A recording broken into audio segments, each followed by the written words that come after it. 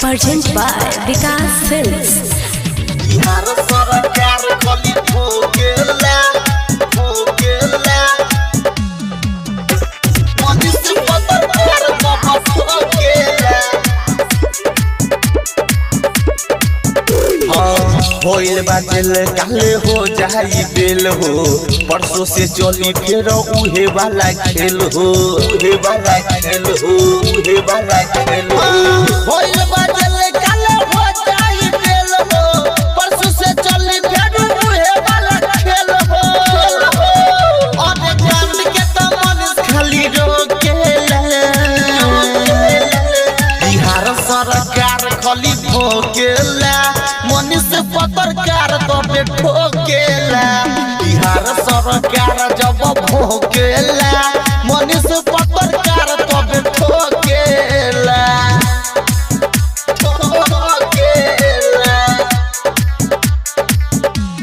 बिहार सरकार खली भोगेला मनुष्य पत्रकार तबे ठोकेला बात तो हम कहतानी बिहार सरकार के झूठ के पीछा पड़ल बाटे तो तरकार के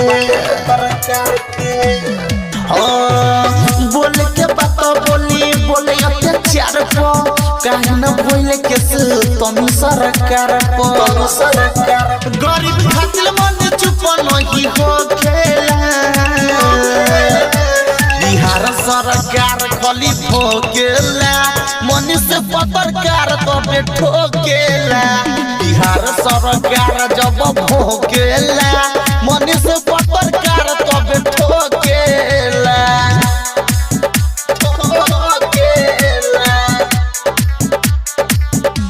बिहार सरकार खली भोगेला मनुष्य पत्रकार तबे ठोकेला